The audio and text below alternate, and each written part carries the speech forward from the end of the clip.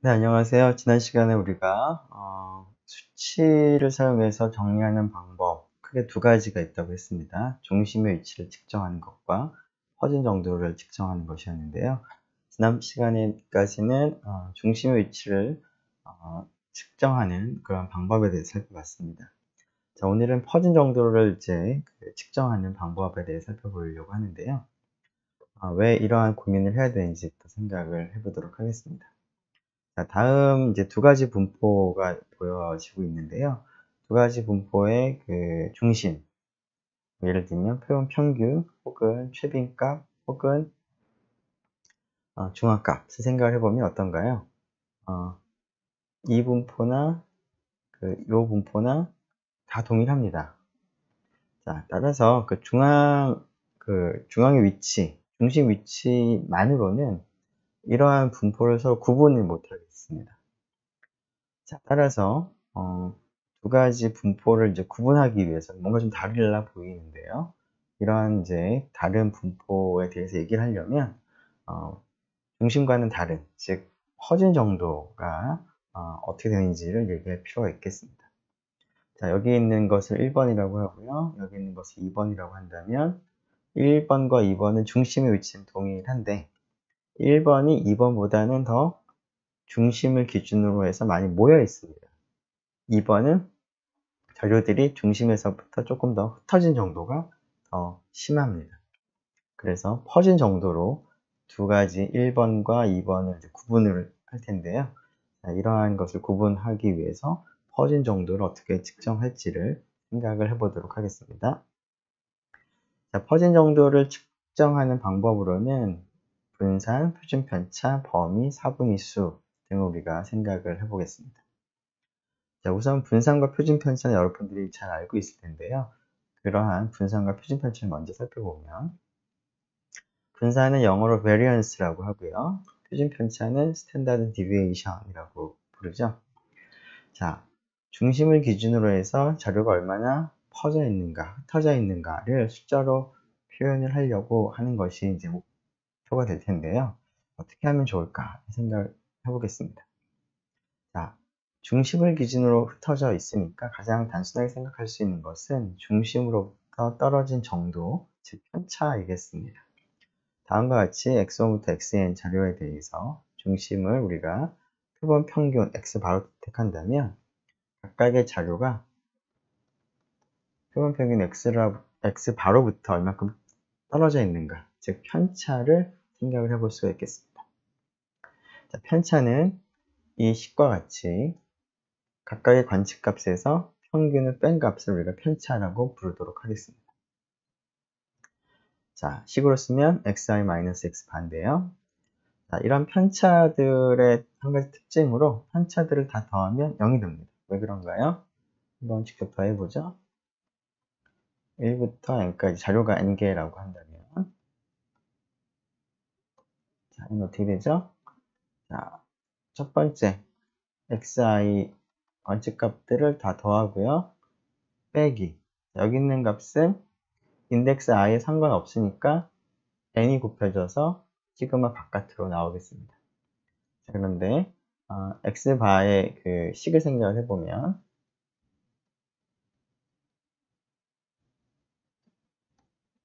n분의 1의 서메이션 x들을 다 더하는 거죠. 그래서 여기에 약분되고 앞과 뒤가 동일한 값이므로 0이 됩니다. 즉 편차의 합은 0이 되는데요. 따라서 우리가 자료가 얼마나 퍼져 있는가 숫자를 표현할 때 편차를 생각한다면 이 값은 하나 값이 아닌 거니까 평균적으로 얼마큼 떨어져 있느냐, 즉 평균 편차를 생각을 이제 해야 될 것 같은데요. 평균 편차는 얼마가 될까요? 편차의 합이 0이므로 평균 편차가 0이 되겠습니다. 자, 이러한 결과는 자료가 뭐 중심을 기준으로 해서 집중되어 있건 흩어져 있건 상관없이 항상 평균 편차는 0, 편차의 합은 0이 됩니다. 따라서 이러한 특성 때문에 편차의 평균으로는 떨어진 정도를, 흩어진 정도를 나타낼 수가 없겠습니다. 구분이 안 됩니다. 자, 조금 전에 썼던 식이죠? 그래서 우리가 그러면 편차의 개념을 바로 사용할 수는 없을 것 같은데, 그러면 어떻게 편차의 개념과 유사한 개념을 사용을 해서 중심으로부터 떨어진 정도를 측정할 것인가 생각을 해보니까, 조금 전에 그 편차의 합이 0이 됐던 이유 중 하나는 x바를 기준으로 해서 큰 것도 있고 작은 것들도 있는 거죠. 그래서 편차의 부호 때문에 합쳐서 다 0이 되는 그런 일이 있었는데, 우리가 지금 관심이 있는 것은 중심으로부터 얼마만큼 많이 흩어져 있는가라는 것이기 때문에 편차 자체보다는 편차의 크기가 더 관심이 있습니다. 즉, 편차의 부호는 별로 관심이 없고요. 편차의 절대값, 크기가 더 관심이 있습니다. 자, 그래서 편차를 그냥 다 평균하면 의미가 없으니까, 의미가 없다기보다는 분포의 특성을 구분하는 어떤 수치적인 값을 얻을 수가 없기 때문에 다 동일하게 나오니까 편차의 부호를 없애서 그걸 가지고 허진 정도를 측정하는 그러한 개념으로 사용을 하면 좋을 것 같습니다. 자, 편차의 부호를 없애는 방법은 크게 두 가지가 있을 것 같은데요. 절대값을 택하거나 혹은 제곱을 택하는 겁니다. 자, 그런데 절대값을 택해서 할 수도 있지만, 절대값을 택하는 경우에는 이론적인 그러한 전개가 제곱을 하는 거에 비해서 조금 더 복잡하기 때문에 보통 제곱을 택합니다. 즉, 편차 제곱의 평균을 계산한 것이 표본 분산인데요. 자, 우리가 그 분산을 따질 때도 앞에서와 마찬가지로 그 표본에 대한 분산은 표본 분산이라고 부르고요. 모집단의 분산은 모분산이라고 부릅니다. 그런데 우리가 통계에서는 대부분 표본에 대한 분산을 우리가 주로 다루기 때문에 표본 분산에 대해서 좀 더 집중해서 살펴보도록 하죠. 자, 앞에서 평균을 계산할 때는 모평균이나 그 표본 평균이나 계산하는 식이 동일한데요. 분산의 경우는 표본 분산을 계산하는 식이 모분산을 계산하는 식과 약간 차이가 있습니다. 다음과 같이 주어집니다. 관측값을 x1부터 xn이라고 두고요. 자, 이러한 관측값들의 표본의 평균을 x바라고 할 때, 제곱을 하기 위해서 편차의 제곱을 하고요. 그 다음에 이걸 다 더하는 거죠. 그리고 나서 평균적인 이러한 값을 생각을 하고 싶기 때문에 평균적인 값을 계산하기 위해서 n-1로 나눗셈을 한 결과를 우리가 표본 분산이라고 합니다. 여기서 n이 아니라 n-1이라는 것을 여러분들이 기억을 해두면 좋겠습니다. 자, 표본 분산을 s제곱이라고 앞으로 표기를 하도록 하겠습니다. 자, 편차 제곱합, 여기가 편차 제곱의 총합이죠. 그것을 n이 아니라 n-1로 나눈 값을 표본 분산으로 우리가 약속하겠습니다. 왜 이렇게 약속을 하느냐 하는 얘기는 지금 당장 뭐 얘기하기는 좀 복잡하니까, 일단 표본 분산의 정의가 n-1로 나눗셈을 하는 것을 약속으로 한다라는 것을 기억을 하면 좋겠습니다. 자, 이때 n이 아니라 n-1라고 하는 이 값을 잘 기억을 하기 위해서 이러한 값에다가 어떠한 이름을 붙이는데요. 이 관측값들 표본의 자유도라고 우리가 부르고, 자유도가 n-1이다 라고 부르도록 하겠습니다. 그냥 이해하기 쉽게 그냥 간단하게 설명하자면, 자유도라는 얘기는 뭐냐면 x1부터 xn이라고 하는 값이 다 더하면 표본 평균의 n을 곱한 값이 됩니다. 그래서 표본 평균을 일정하게 하면서 값들을 이제 변화시킬 때는 앞에 있는 n-1개는 내가 자유롭게 변화를 시키더라도 표본 평균을 동일하게 만들기 위해서는, 동일하게 하기 위해서는 xn은 앞에 있는 변화에 맞춰서 그냥 자동으로 결정을 할 수밖에 없습니다. 그런 의미에서 여기 있는 관측값들이 자유롭게 움직일 수 있는 것은 n-1개만 자유롭게 움직인다 라는 의미에서 자유도라는 그런 말을 붙였는데요.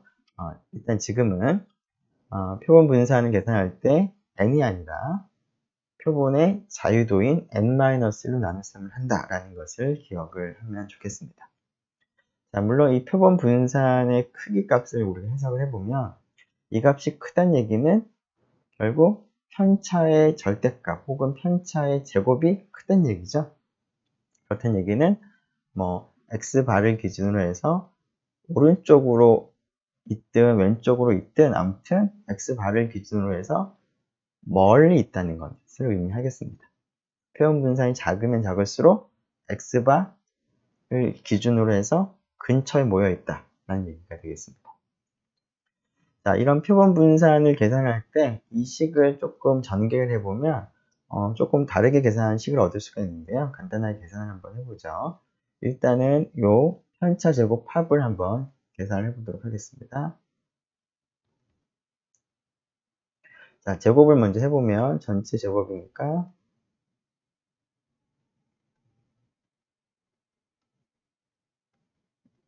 이렇게 되겠죠? 이걸 서메이션 합니다. 자, 그러면 처음에 얻는 것은 각각의 좌료들에 대해서 제곱을 다 더하는 제곱합입니다. 제곱을 한 다음 합한다. 그 다음에 x바는 인덱스랑 상관없이 앞으로 나갈 수가 있습니다. 2도 앞으로 나가죠.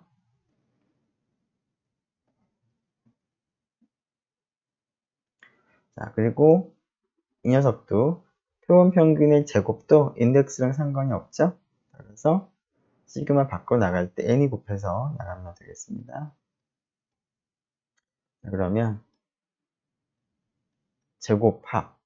자, 인덱스가 이제 1부터 n을 갖다가 이제 우리가 계속 써야 되는데, 지금 계속 반복해서 쓰는 게 약간 귀찮기 때문에 우리가 생략을 하기도 할 텐데요. 생략을 하면 모든 관측값에 대해서 즉 i가 1부터 n이다 라는 것이 생략되어 있다 라고 생각을 하면 좋겠습니다. 자, 그 다음에 어떻게 되죠? 이쪽은 자, 표본 평균의 성질을 생각해보면 이 녀석은 이 부분만 생각해보면 n 곱하기 x바입니다. 그래서 마이너스 2x바랑 곱하는 거니까 2n x바의 제곱이 생기고요. 뒤에 n x바의 제곱이 생기죠. 그래서 제곱합에서 마이너스 n 곱하기 x바의 제곱 빼면 되겠습니다. 따라서 표본 분산을 계산하는 또 다른 방법으로서 이 값에다가 n-1로 나눠주면 되겠습니다. 그 식을 한번 해보죠. 지우고 보도록 하겠습니다. 자, 이 식을 조금 전 우리가 계산한 거고요. 자, 이때 x바를 다르게 또 표현을 할 수가 있을 텐데 x바는 n분의 1의 서메이션 xi죠. 그러면 x바의 제곱에다가 n을 곱한 뒤에 있는 값은 이거 전체의 제곱에다가 n을 곱하는 거니까 앞에 있는 n분의 1의 제곱과 n을 곱하면 n분의 1이 있고 여기에는 합을 한 다음 합의 전체 제곱입니다. 그래서 여기는 제곱의 합이고요. 여기는 합의 제곱입니다. 여기가 합의 제곱이죠. 자, 이렇게도 쓸 수 있다. 자, 표준 편차는 지금 방금 계산한 표본 분산의 양의 제곱근을 택한 것을 우리가 표준 편차, 스탠다드 디비에이션, 물론 그 샘플에 대한 표준 편차가 되겠습니다. 샘플 스탠다드 디비에이션. 자, 이러한 그 표준 편차를 우리가 계산하는 이유 중 하나는 우리가 관심 있었던 것은 중심으로부터 떨어져 있는 정도를 갖다가 흩어진 정도를 측정을 하기 위한 건데 부호를 이제 없애기 위해서 그 xi 빼기 x바 편차들의 제곱을 하고 그런 것들의 일종의 평균이죠. 계산을 했습니다. 자, 그런데 우리가 관심 있는 것은 제곱이 아니라 그러면 평균적으로 어느 정도의 어느 정도만큼 떨어져 있느냐라는 것을 알기 위해서 이것을 이제 스퀘어 루트를 택하는데요. 스퀘어 루트를 택하면 또 한 가지 장점이 단위가 일치하겠습니다. 지금 표본 분산을 보면 제곱을 했기 때문에 표본 분산의 단위가 관측값의 단위가 아니라 관측값의 단위를 제곱한 것이 표본 분산의 단위가 됩니다. 그래서 그 표본 표준 편차를 계산하는 것이 단위 입장에서 조금 더 알맞은 수치값이 되겠습니다. 표본 표준 편차는 당연히 스퀘어 루트를 택했으니까 표본 표준 편차의 단위가 관측값의 단위하고 일치하는 특성을 가지겠습니다.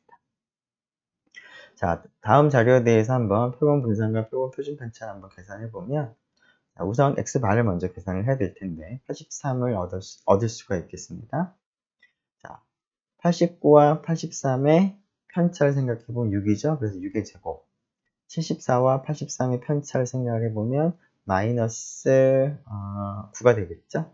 마이너스 9의 제곱. 즉 편차를 다 계산하고 제곱을 해서 다 더한 다음에 지금 n이 지금은 6이죠. 그래서 6이 아니라 n-1, 즉 5로 나눗셈을 해보면 65.6을 얻을 수가 있는데요. 자, 이러한 그 표본 분산을 계산하는 또 다른 식도 우리가 앞에서 한번 생각해 봤었죠. 자, 그 식대로 계산해 보면 제곱의 합을 먼저 계산을 해야 되는데 제곱의 합을 계산하면 다음과 같이 41,662가 나오고요. 앞에 있던 식을 떠올려 보면 제곱의 합에서 마이너스 n 곱하기 평균의 제곱 이렇게 됐었죠. 그래서 n이 물론 지금 6이 되는 거고요. 그래서 이걸 지우면 여기가 조급적인 계산은 제곱의 합이고요. n이 6, 그 다음에 표본 평균 83, 얘나 얘나 제곱을 해서 우리가 계산을 하더라도 마찬가지 결과를 얻을 수가 있겠습니다. 자, 그러면 S 옆에서 그 약간 언급을 좀 안 하고 넘어갔는데요. 우리가 표본 분산은 S제곱으로 표기를 할 것인데 그것을 루트를 택한 것을 표본 표준 편차를 했으니까 표본 표준 편차를 나타내는 기호로는 S 하나만을 써서 나타내도록 하겠습니다. 자, S는 이제 65.6을 이제 스퀘어 루트로 택하면 될 텐데 8.10이 되겠습니다. 자, 이러한 8.10을 이제 해석을 해보면 여기 있는 자료들은 평균이 83인데 83을 기준으로 해서 어떤 것은 그 6만큼 떨어져 있고 어떤 것은 마이너스 9만큼, 8만큼, 5만큼, 마이너스 11만큼, 1만큼 떨어져 있는 거죠, 편차가. 근데 편차의 절대값 생각해 보면 6, 9, 8, 5, 11, 1이 될 텐데요. 자, 이거의 평균을 생각을 해보면 물론 8.1하고는 다릅니다. 하지만 대략적으로 이 녀석들의 평균이 8.10과 비슷하죠. 그래서 물론 이제 제곱을 하고 나서 스퀘어 루트를 떼기 때문에 편차의 절대값의 평균과는 다르지만 비슷하기 때문에 그리고 이러한 그 과정이 있기 때문에 당연히 비슷할 수밖에 없는데요. 그래서 여러분들이 이제 표본 표준 편차를 생각을 할 때 직관적으로 부호 상관없이 어느 정도 떨어져 있는지, 즉 편차의 절대값의 평균 정도로 여러분들이 생각을 하면 되겠습니다. 즉 83을 기준으로 해서 평균적으로 한 플러스든 마이너스든 한 8 정도로 떨어져 있다. 평균적으로 그렇다는 얘기가 되겠습니다. 자, 앞에서 우리가 선형 변환을 할 때 평균이 같은 선형 변환식으로 표현이 된다고 했었는데요. 분산 표준 편차는 어떨까? 또 한번 생각을 해보겠습니다. 자, 물론 중앙값도 앞에서 우리가 계산을 직접 해보진 않았고 여러분들이 한번 해보면 좋겠다라고 했는데요. 중앙값도 같은 선형 변환에 의해서 변화가 일어난다라는 얘기까지 했습니다. 자, 다음과 같이 자료가 있을 때 이 자료로부터 AXI 플러스 B라고 하는 선형 변환을 통해서 Y들을 만들었다고 합시다. 자, 그랬을 때 처음 자료의 평균 X바, 두 번째 자료의 평균을 Y바라고 표시를 했을 때 이 Y바와 X바는 다음과 같은 선형 변환 똑같은 선형 변환의 관계가 있다라는 것은 그래서 우리가 계산을 해봤었는데요. 그러면 분산 혹은 표준 편차는 어떠한지 생각을 해보죠. 자, y의 분산을 sy 제곱이라고 표기를 하도록 하겠습니다. 지금 자료가 두 가지가 있으니까 두 가지의 그 분산을 이제 구분을 해야 되겠죠. 그래서 미첨자를 사용을 해서 구분을 하도록 하겠습니다. 자, y라고 하는 이 자료의 표본 분산은 자, 자료의 개수는 동일하게 n개니까 n-1로 나눗셈을 하고요. y라는 자료 각각의 값에서 y bar을 빼는 건데요. 자, 이 값을 계산해 볼까요? 자, yi는 axi 플러스 b가 되고 빼기 y bar은 지금 방금 본 것처럼 이렇게 돼서 b가 동일하게 없어지고 a로 공통으로 묶을 수가 있습니다. 그래서 이러한 편차의 제곱은 이렇게 돼서 a제곱에 x의 편차의 제곱이 되겠습니다. 여기서 지금 이 서메이션의 인덱스는 앞에서 얘기한 것처럼 그냥 생략을 했습니다. i가 1부터 n일 때까지 라는 것을 의미합니다. 자, 그러면 a제곱이 앞으로 나가니까 앞으로 나가고 나면 나머지 n-1로 나눗셈을 하고 x들의 편차의 제곱을 다 더한 거니까 그것이 바로 x 첫 번째 자료들의 분산이 되겠습니다. 표본 분산. 그래서 그것을 우리가 x 제곱이라고 쓰기로 했으니까 이렇게 쓸 수가 있겠죠. 즉, 자, 평균과 중앙값은 같은 선형 변환으로 표현되지만 분산은 어떤가요? b에는 영향이 전혀 없고 앞에 곱하는 a에만 의존하는데 a의 제곱만큼으로 바뀌게 된다라는 것을 알 수가 있고요. 자, 그러면 표준 편차를 한번 생각을 해보죠. 표본 표준 편차는 어떻게 될까요? sy는 오른쪽에 있는 값의 스퀘어 루트인데 스퀘어 루트를 택하게 되면 이렇게 되겠죠. 그래서 표준 편차의 경우에는 a의 절대값만큼 곱해지는 그러한 것을 알 수가 있겠습니다.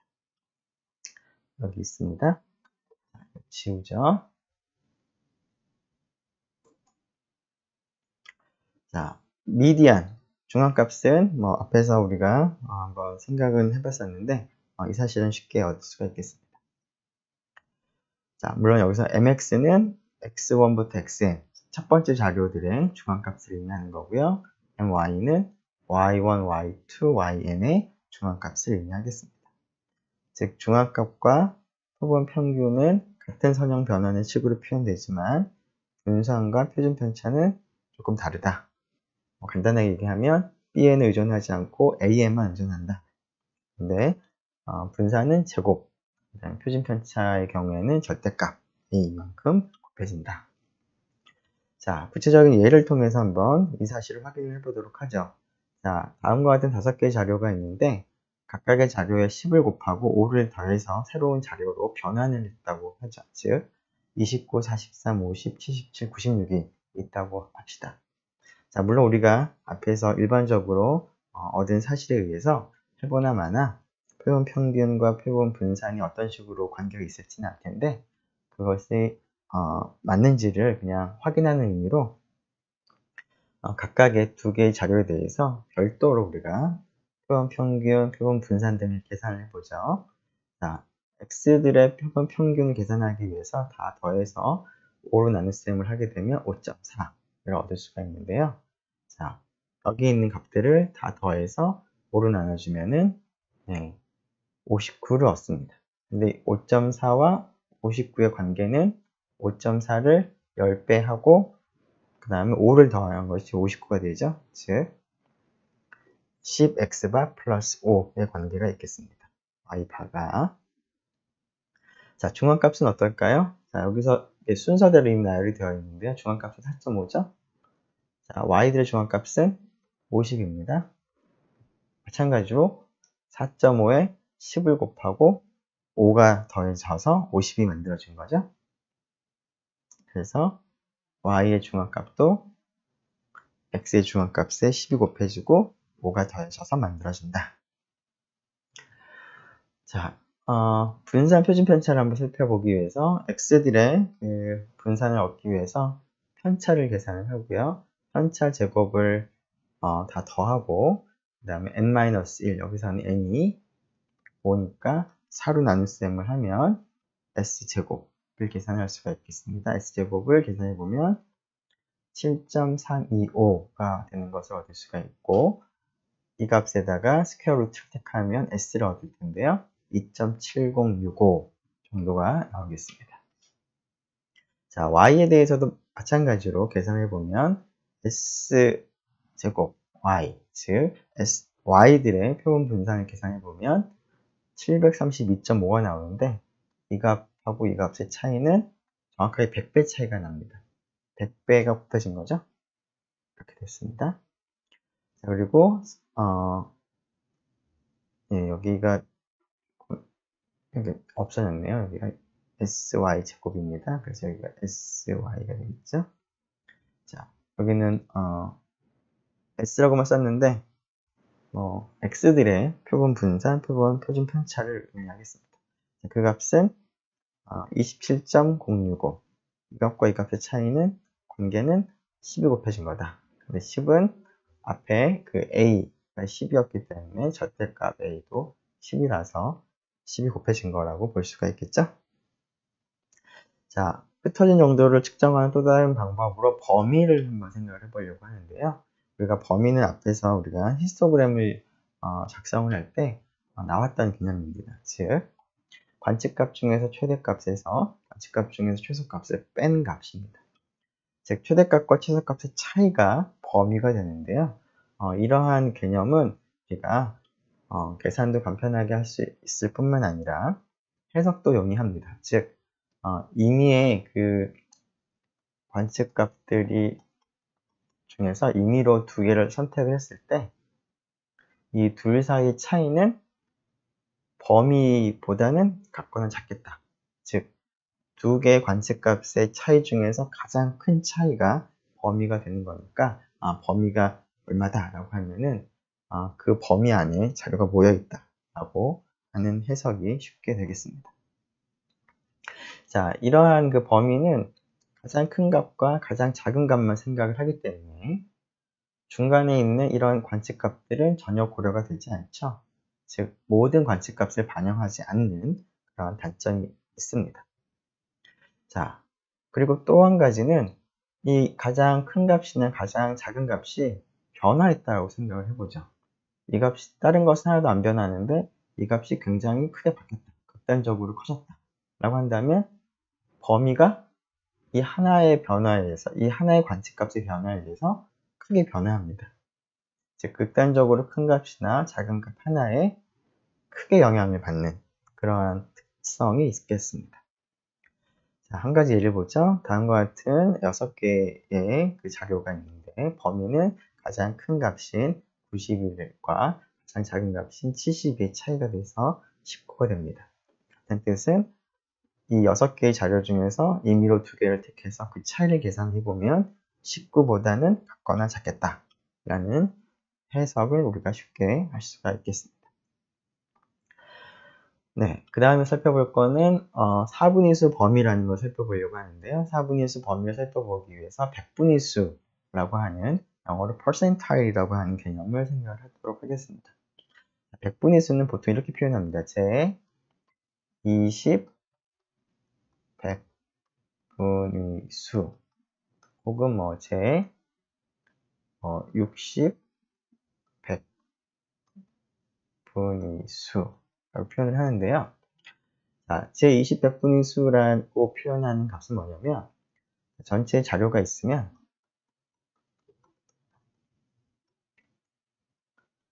어떤 값을 하나 잘 택해서 이 값을 기준으로 해서 이것보다 작은 쪽이 전체의 20%가 있고 이것보다 큰 쪽에 전체의 80%가 되는, 즉 전체의 자료를 20%, 80%로 나누는 그 수를 우리가 제20 100분위수라고 부르고 싶고요. 제60 100분의 수는 마찬가지로 전체 자료가 있으면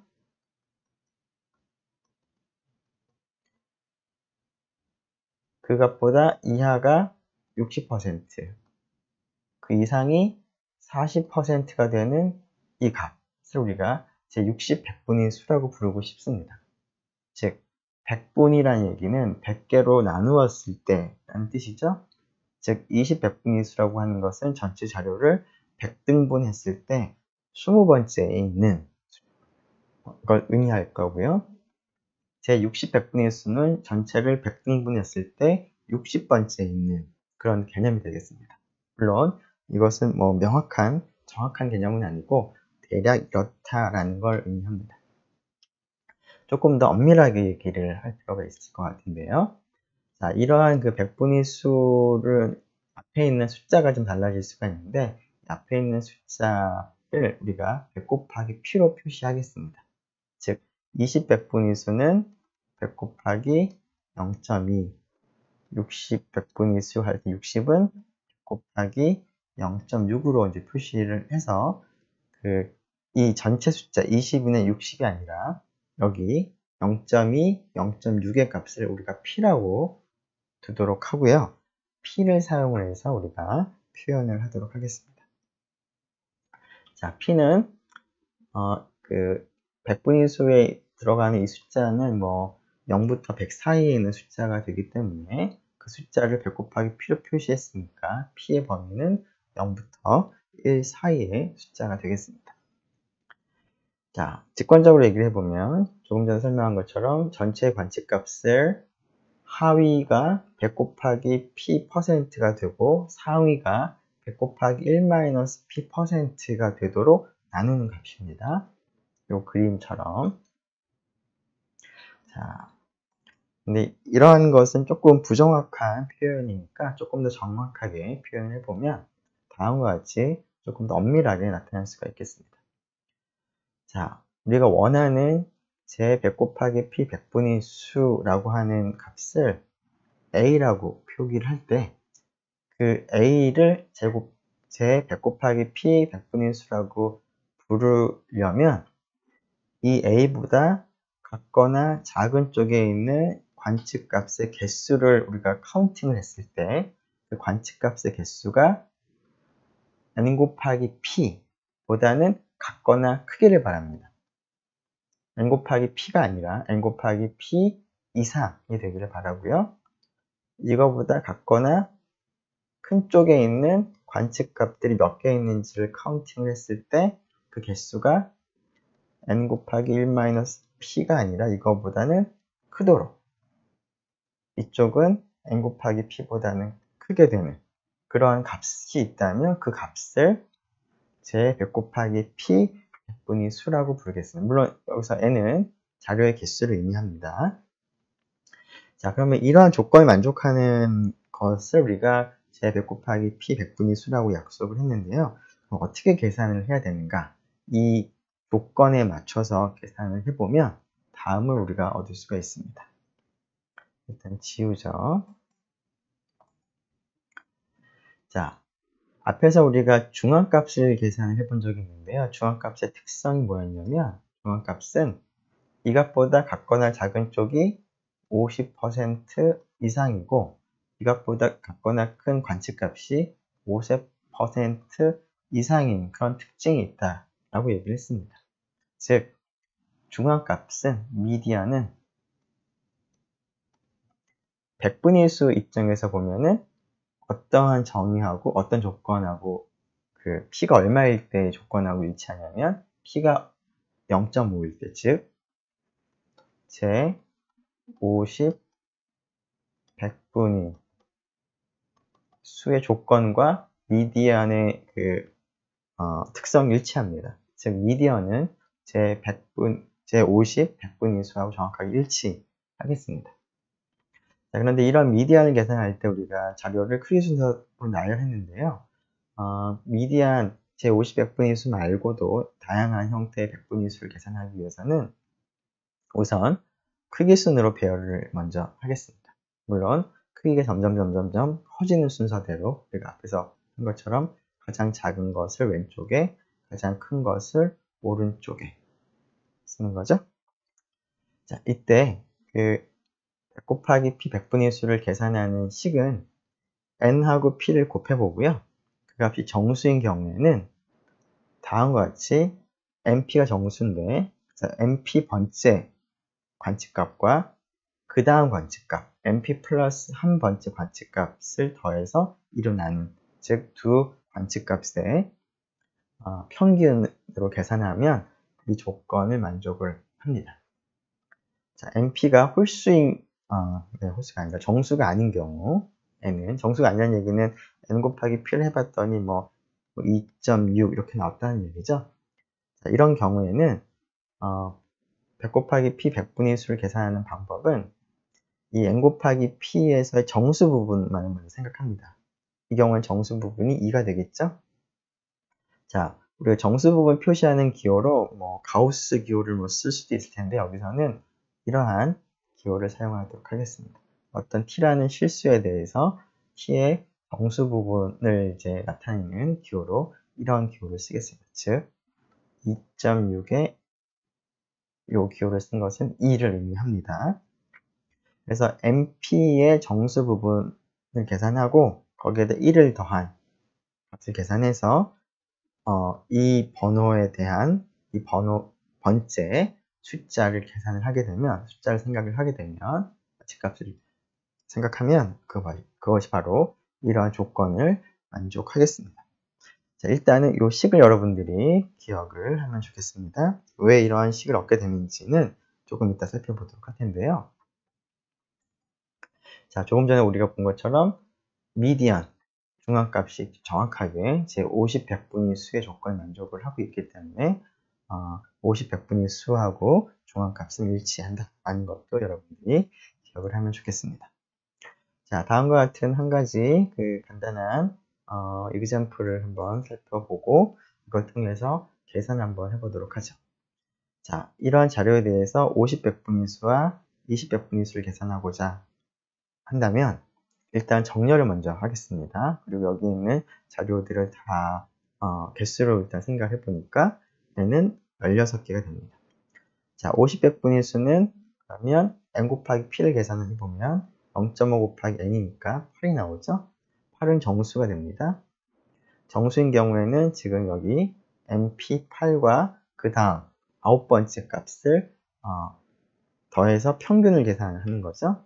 자, 그럼 이 정렬된 거에서 8번째와 9번째 값이 이 값인데 두 개가 같은 값이 나오는 거니까 평균을 해도 40이 되겠습니다. 그래서 제 50 100분위 수는 40이 되고요. 자, 20 100분위 수를 계산하기 위해서 0.2하고 n을 곱해보면 n이 16이니까 3.2가 나오는데 3.2의 정수 부분이 3이죠. 자, 그러면은 세 번째 여기 있는데 정수 부분을 계산하고 나서 1을 더하니까 여기가 바로 제 20 100분위 수가 되겠습니다. 즉 38이 제 20 100분위 수가 된다라는 겁니다. 자, 그러면 네, 그 앞에서 우리가 얻은 제시한 그 방법이 맞는 방법인지를 한번 확인해 보도록 하겠습니다. 즉, 앞에서 우리가 100분위 수라고 하는 것은 어떤 조건을 만족하는 수라고 했는데요. 그 조건을 만족하는 수가 앞에서 얘기한 방식대로 계산이 되는지를 살펴보도록 하겠습니다. 자, 두 가지 경우로 나눠서 생각을 해보도록 하죠. 자, 우리가 계산하고자 하는 것은 제 100 곱하기 p 100분위 수를 이제 계산을 하려고 합니다. 즉, 제 100 곱하기 p 100분위 수가 어떤 조건을 만족을 하기를 바랬는데요. 그 조건을 만족하는 수가 어떻게 되는지를 계산을 하려고 하는데, 표분의 크기를 n이라고 할 때 n 곱하기 p를 계산해서 정수가 되는 경우와 그렇지 않은 경우를 나눠서 생각을 해보죠. 첫 번째는 정수가 되는 경우입니다.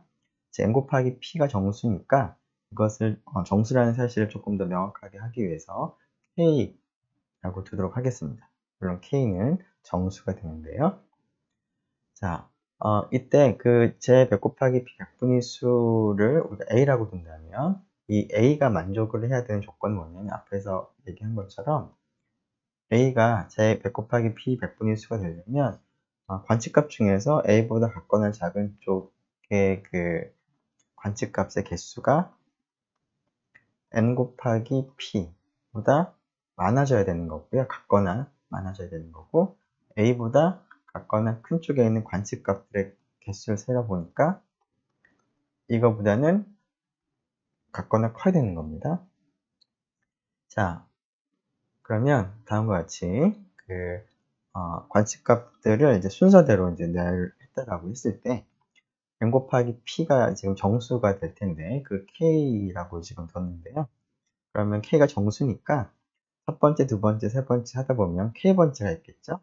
자, 그러면 이 XK 번째, XK 플러스 3번째, 요것들하고 이제 생각을 한번 해보도록 하겠습니다. 앞에서 얘기한 조건을. 자, 어떤 숫자 A보다 같거나 작은 쪽에 관측값이 N 곱하기 P, K인데요. 그거보다 같거나 크려면 A의 조건이 어떻게 될까요?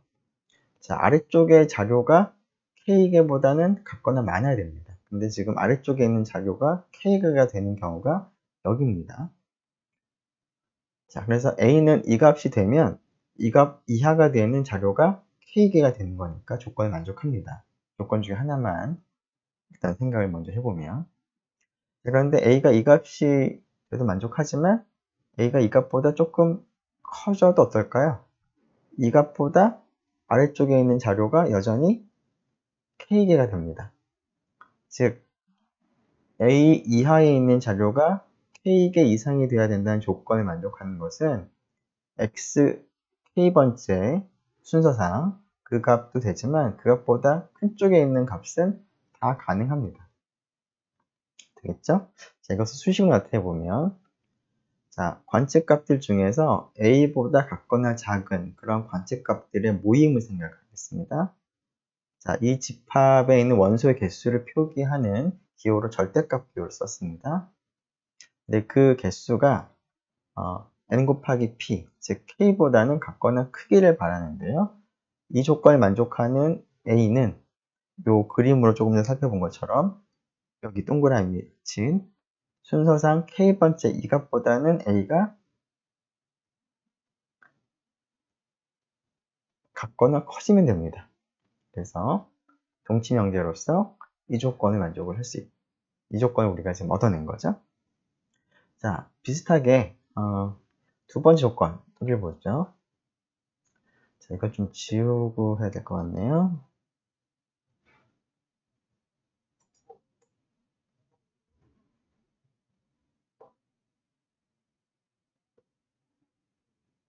네. 그래서 여기는 이제 봤으니까 여기를 좀 지우고, 자, 이쪽 두 번째 조건을 생각을 해보도록 하겠습니다. 네. 자, 두 번째 조건은 A보다 같거나 큰 관측값이 이만큼보다는 같거나 커야 되는데 이만큼이 얼마일까요? N 전개해보면 N-NP인데 NP가 K인 경우니까 N 빼기 K입니다. 지금 여기 있는 자료들 중에서 위쪽에 있는 개수가 N-K가 되는 걸 생각해보면 이만큼이 정확하게 N-K개가 되죠? 그래서 어떤 그 기준값 생각하고 그것보다 같거나 큰 관측값이 N-K가 되게 하는 방법 중 하나는 A를 여기로 택하는 겁니다. 그럼 이것보다 큰 쪽에 있는 관측값이 N-K가 되는 거죠. 그런데 이것뿐만 아니라 이 두 번째 조건을 만족하는 거는 A를 조금 작게 해도 마찬가지입니다. A를 여기로 바꿔도 이것보다 큰 관측값이 여전히 N-K개보다 더 많아지겠죠. 같거나. 즉, 두 번째 조건을 만족하는 A는 이 값보다 아래쪽에 있으면 됩니다. 즉, 두 번째 조건을 만족하는 A는 X의 K 플러스 3번째 이 값보다는 같거나 작아지면 됩니다. 자, 이것을 조금 전과 같이 집합으로 나타낸다면 요 조건을 이제 이렇게 나타낸 거고요. 자, A보다 같거나 큰 관측값 것들 전체의 모임을 생각하고 그거의 원소의 개수가 n 곱하기 1-p보다 같거나 컸었으면 좋겠는데 n 곱하기 1-p를 전개해보면 n-k가 되는데 조금 전에 설명한 것처럼 이 조건을 만족하려면 a가 요 값보다는 아래쪽에 있으면 되겠죠? 이 조건을 만족하면 됩니다. 그래서 네, 자, 이거 지우고 보죠. 자, 그래서 첫 번째 조건이 이거고요. 두 번째 조건이 이겁니다. 자, 그것을 이제 이렇게 화살표로 표시를 해보니까 1번도 만족하고 2번도 만족하는 범위가 xk하고 xk 플러스 1 사이에 있는 값이면 두 조건 동시에 다 만족합니다. 자, 근데 우리가 앞에서 그런 조건을 만족하는 것을 우리가 제100 곱하기 p 100분의 수라고 부르겠다라고 했는데 지금은 두 가지 조건을 동시에 만족한 숫자가 하나가 아니라 여러 개가 나타난대요. 무수히 많죠? 자, 하지만 이제 제100 곱하기 p 100분의 수를 이제 딱 하나로 이제 정하고 싶을 테니까 이런 경우에는 네, xk하고 xk 플러스 1의 중간값으로 택하도록 하겠습니다. 그래서 우리가 앞에서 얻은 계산한 식이 이와 같이 얻어지는 것을 볼 수가 있겠습니다. 자, 두 번째는 n 곱하기 p가 정수가 아닐 때, 즉 n 곱하기 p가 그래서 본 것처럼 3.6 이런 값일 때는 다음과 같이 쓰도록 하죠. 정수 부분을 k라고 쓰고요. 여기서 g라고 쓴 거는 정수 전체의 집합을 의미합니다. 자, 그리고 0.6은 0과 1 사이의 값이죠. 그래서 그 값을 알파라고 두겠습니다. 즉 정수와 0과 1 사이의 값의 합으로 쓰도록 하겠습니다. 정수를 k, 0과 1 사이의 값을 알파로 썼습니다. 자, 이때도 마찬가지로 생각을 해보죠. 자, 우리가 원하는 백분위 수를 a라고 잠깐 표기한다면 a보다 같거나 작은 반칙값의 개수가 np보다 같거나 크길 바라는데 np는 k 플러스 r인데요. 자, k가 정수인데 자, 여기가 k개가 있죠? 근데 개수가 k보다 조금 큰 k 플러스 알파보다도 같거나 크길 바랍니다. 따라서 a는 이 값이 되면은 될까요? 안 될까요? 이 값이 되면 이것보다 같거나 작은 것의 개수가 정확하게 k개가 돼서 이 조건을 만족하지가 않습니다. 따라서 a는 이것보다는 조금 커야 되겠습니다. 근데 조금 커서 이 정도가 되면은 조건을 만족할까요? 만족하지 않습니다. 이 그림에서는. 즉 a보다 같거나 작은 쪽의 자료는 여전히 k개가 되기 때문에 조건을 만족하지 않습니다. 이 조건을 만족하려면 자료가 k 플러스 1개 이상이 있어야 되기 때문에 a가 이 값이나 혹은 이 값이나 이런 값들이 되어야지 됩니다. 즉 a가 될 수 있는 범위는 이쪽에 있는 값들이 되어야지만 이 조건을 만족하겠습니다. 즉 동치명제로서 a가 얘보다는 같거나 커져야 된다. 자, 그래서 이렇게 표시가 되고요. 자, 두 번째 조건, a보다 같거나 큰 관측값의 전체 개수가 n 곱하기 1-p보다 크길 바라는데 n 곱하기 1-p를 계산해보면 np인데 즉 n 빼기 np 대신에 k 플러스 알파죠. n-k 마이너스 1 더하기 1 마이너스 알파로 쓸 수가 있습니다. 여기가 정수, 여기는 알파가 0과 1 사이이기 때문에 1-알파도 0과 1 사이죠. 그래서 정수와 소수 부분을 이제 갈라쓰면 이렇게 되겠습니다. 자, 그래서 개수가 이 개수보다는 더 커져야 되는 거죠. 1-알파를 더한 만큼보다도. 자, 이쪽이 k개고 이쪽이 몇 개죠? n-k개입니다.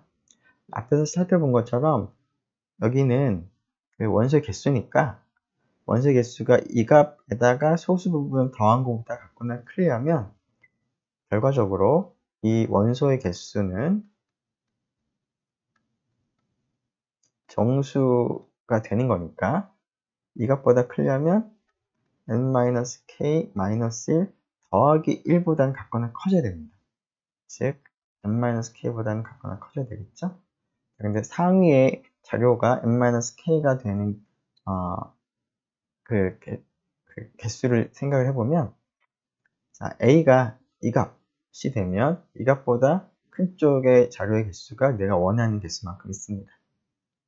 따라서 A가 이쪽에 있는 값이 되던가 이 값이 되던가 혹은 이 값보다 더 아래쪽에 있어도 이 값 이상인 것의 개수가 조건을 만족을 하겠습니다. 그래서 두 번째 조건은 이 동치미 영제의 두 번째 조건은 A가 x k 플러스 1보다 같거나 작은 조건이 되겠습니다. 자, 지우고 보죠. 자, 그래서 1번 조건, 2번 조건 얻었는데 1번 조건과 2번 조건을 동시에 만족하는 경우는 이번에는 딱 한 값밖에 없죠. 그래서 이 경우에는 제 100 곱하기 p 100분의 수가 k 플러스 3번째인데 k가 np의 정수 부분인 거니까 이렇게 표기할 수가 있겠습니다. 자, 4분의 수와 4분의 수 범위는 조금 전에 우리가 얘기한 100분의 수를 가지고 우리가 계산을 하는 값인데요. 4분의 수는 결국 간단하게 생각해 보면 4개로 나누었다 라는 거죠. 즉, 그래서 영어로도 쿼타일이라는 표현을 씁니다. 4분의 수는 4등분을 했을 때 해당하는 위치에 있는 값들을 4분의 수라고 부르는데요. 어떤 전체 자료가 있으면 4등분을 하게 되면, 자, 4분의 1, 4분의 2, 4분의 3, 4분의 4 이렇게 있겠죠? 그래서 여기 있는 값을 제1 4분의 수, 여기 있는 값을 제2 4분의 수, 여기 있는 값을 제3 4분의 수라고 부르고 각각 Q1, Q2, Q3라고 표기를 합니다. 100분의 수하고 비교를 해보자면 제1 4분의 수는 제25 100분의 수가 되는 것이고요. 제2 4분의 수는 제50 100분의 수 혹은 중앙값과 일치하겠습니다. 제3 4분의 수는 제75 100분의 수인데 각각 Q1, Q2, Q3로 표시하겠습니다. 즉 4등분, 4등분에서 각각의 위치에 있는 값들 하나하나를 4분의 수라고 부르고 순서대로 제1, 제2, 제3, 4분의 수라고 부르겠습니다. 자, 4분의 수 범위는 이러한 4분의 수들에 의해서 결정되는 범위입니다. 그래서 interquartile range라고 부릅니다. 즉 4분의 수들 사이의 범위 있다는 얘기죠. 자, IQR이라고 줄여서 쓰는데요. IQR은 interquartile range 앞 글자를 따온 거죠. 제 3, 4분의 수와 제 1, 4분의 수가 얼마큼 떨어져 있는가. 즉 Q3와 Q1의 차이를 IQR이라고 부르겠습니다. 이 IQR은 결국 가운데에 있는 50%의 자료가 얼마큼 흩어져 있는가 하는 정도를 나타내는 개념이 되겠습니다. 자, 이 IQR은 극단적인 값, 즉 극단적으로 크거나 극단적으로 작은 값이 아무리 변하더라도 이 중간값이 변하지 않는다면 IQR은 바뀌지가 않죠. 그래서 극단값에 영향을 받지 않는 특성이 있습니다. 자, 우리가 앞에서 퍼진 정도를 구할 때 한 가지 방법이 범위를 구하는 거였는데요. 자, 범위는 극단적인 값에 크게 영향을 받죠. 그래서 이러한 극단적인 값을 제외한 퍼진 정도를 계산하는 한 가지 방법으로 우리가 4분의 수를 사용을 할 수가 있겠습니다. 자, 이러한 4분의 수 범위도 흩어진 정도, 퍼진 정도를 측정하는 개념으로 사용을 하긴 하지만 분산과 표준 편차하고는 달리 계산하는 과정이 이론적 추론이 좀 복잡한 형태로 지금 되어 있습니다. 왜냐하면 순서를 나열을 해서 몇 번째 값을 우리가 택하는 그런 과정을 통해서 계산하는 것이기 때문에 분산 표준 편차처럼 뭐 더하고 제곱하고 나누고 하는 그런 것과는 조금 달리 이론적 추론이 약간 복잡해서 그러한 분산 표준 편차보다는 널리 쓰이지는 않지만 그래도 많이 사용되는 방법 중에 하나입니다. 자, 간단한 계산 한번 해보죠. 다음과 같은 자료가 있을 때 한번 4분의 수 범위를 계산을 해보죠. 모두 그 6개의 자료인데 그 정렬을 하게 되면 다음과 같이 정렬을 할 수가 있고요. 자, 그 n이 지금 6이니까 4분의 수 범위를 계산하기 위해서 Q1 제 25 100분의 수니까 이 경우에는 4분의 6을 계산해 보면 1.5가 되겠죠? 그래서 정수가 아닌 거니까 그 정수 부분 1에다가 1을 더한 2, 두 번째 값이 Q1이 되겠습니다. 비슷한 방법으로 Q3를 계산해보면 끝에서 두 번째가 되겠죠? 그래서 74하고 89의 차이가 4분인수 범위, 15가 4분인수 범위가 되겠습니다. 자, 표준편차와 4분인수 범위를 한번 특성을 좀 비교를 해볼 텐데요. 표준편차는 평균을 가지고 계산한 개념이고 4분인수 범위는 백분위수를 가지고 계산했는데 백분위수는 일종의 중앙값의 특성을 가지고 있죠. 따라서 표준편차는 평균의 특성과 유사하고요. 4분위수 범위는 중앙값의 특성과 유사합니다. 즉 표준편차는 모든 관측값을 다 반영합니다. 계산하는 과정에 모든 관측값이 다 들어가 있죠. 따라서 극단적인 값이 하나가 크게 된다면 영향을 크게 받는 그런 단점이 있겠습니다. 자, 4분인수 범위는 앞에서 본 것처럼 제1 4분인수와 제3 4분인수 사이의 범위만 보는 거기 때문에 그 바깥에 있는 관측값들은 전혀 영향을 미치지 않습니다. 즉, 이 바깥에 있는 관측값들 퍼져 있는 정도는 반영이 안 되는 거죠. 그리고 제1 4분인수와 제3 4분인수 사이에 있는 관측값이라고 하더라도 Q1하고 Q3 값에만 의존하는 거지 이 안에서 값이 한쪽으로 이렇게 몰려 있든 뭐 이렇게 골고루 퍼져 있든 그거에는 영향을 안 받는 거죠. 즉 관측값의 분포에 영향을 받지 않는 그런 특성이 있습니다. Q1, Q3 이 값에만 의존합니다. 자, 그래서 4분인수 범위는 관측값을 우리가 반영을 하는 걸 생각을 할 때 모든 관측값을 다 반영하지는 않습니다. 자, 하지만 뭐 그렇기 때문이죠, 사실은. 네, 극단적인 값에 영향을 받지 않습니다. 모든 것을 다 반영하지는 않기 때문에.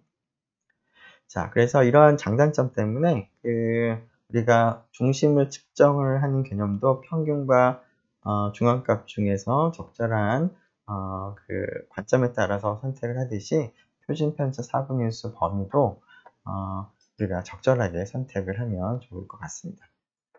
우리가 상황에 따라서, 관점에 따라서 이러한 장단점을 고려했을 때 자, 앞에서 우리가 범위라는 것도 흩어진 정도, 퍼진 정도를 측정하는 개념이라고 얘기를 했는데요. 자, 이 녀석은 모든 관측값을 다 반영하지 않습니다. 가장 큰 값, 가장 작은 값만 반영하는 거죠. 자, 그럼에도 불구하고 극단적인 관측값의 영향을 많이 받습니다. 가장 큰 값이 뭐 심하게 변하거나 가장 작은 값이 심하게 변하면 크게 영향을 받는 거죠. 즉, 표준편차 4분인수의 단점만 다 가지고 있다. 따라서 퍼진 정도를 측정하는 개념으로 적절치 않다. 범위는 뭐 해석은 용이하지만 자, 그래서 앞에서 살펴본 표준편차, 4분인수 범위, 그리고 범위 이 세 가지의 그 퍼진 정도를 측정하는 개념에 대해서 모든 관측값을 반영하느냐 안 하느냐 극단값에 영향을 받느냐 그렇지 않느냐 그에 따라서 한번 나눠보죠. 자, 동그라미라는 얘기는 요게 yes라는 겁니다. 즉 모든 관측값을 반영을 하지만 극단값의 영향을 받지 않는다가 아니다. 입니다. x는 영향을 받는다는 거죠. 자, 그러면 이 부분이 평균이 되겠죠. 평균이 아니라 지금은 네, 표준편차.